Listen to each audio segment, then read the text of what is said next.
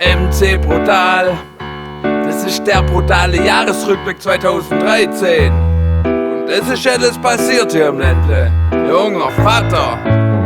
Ein Jahr ist rum, im Ländle und drumherum. Da ist so viel passiert, es war 2013 ein brutales Jahr.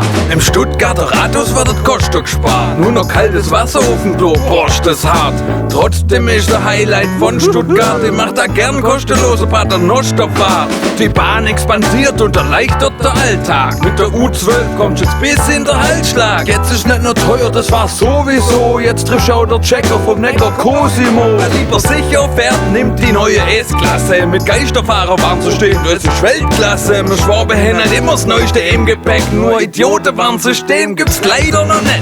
In Stuttgart war Stil-WM im Holzhacken. Da konnte ich mein Auto mit Brennholz vollpacken. Der Robert Ebner hat leider nicht gewonnen. Bei dem ist Hotzer im Finale nicht angesprungen. Gesponnen haben die Plaza-Anwohner am Pragfriedhof. Für die war's klack, klack, der Skater-Katastrophe. Wegen Lärmbelästigung nur noch eingeschränkt nutzbar. 2 Millionen umsonst ausblasen. Super, Schneesturm im Sommer, das war nicht schön. Hagel groß wie Golfball macht LSE. Die Reutlinger hat's am härtesten getroffen. Das tut mir echt leid, das ist scheiße gelaufen. Bei dem Wetter fragt man sich bald, ist dem Tarzan der Hanne nicht ein bisschen zu kalt? Der schwenkt jetzt seine Länder an der Liane hier im Ländle. Vielleicht konnte er mal helfen mit seiner Mähne. Neulich an die 10, will er Neo 15 Kräne. Wenn das so weitergeht, dann will ich einen Bauhelm. Stuttgart, wo man nachschaut, nur noch Baustellen. Im Oktober, das glaubst du nicht, das ist echt wahr. Tag der deutschen Einheit, Angie war da. Da ward komplette Theo dicht ohne Stau. Also absperrt, dicht ist sie, ja so ein Stau. VfB, DFB Finale, Klasse, nix sagen. Einfach so standen lassen, auf der Zunge zergangen lassen. Perfekt, wie das. Labatier ist weg. Ja, Halleluja, ihr rascht voll aus. In der Wilhelma gibt's ein neues Affenhaus.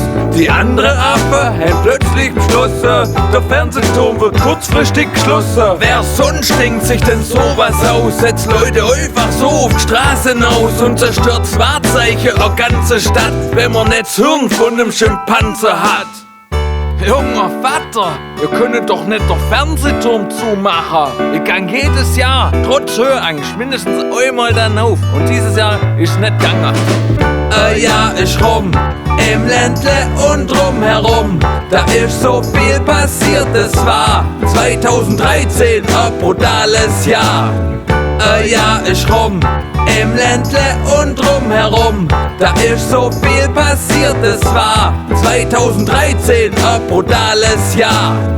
Recht sowas von brutal enttäuscht. So.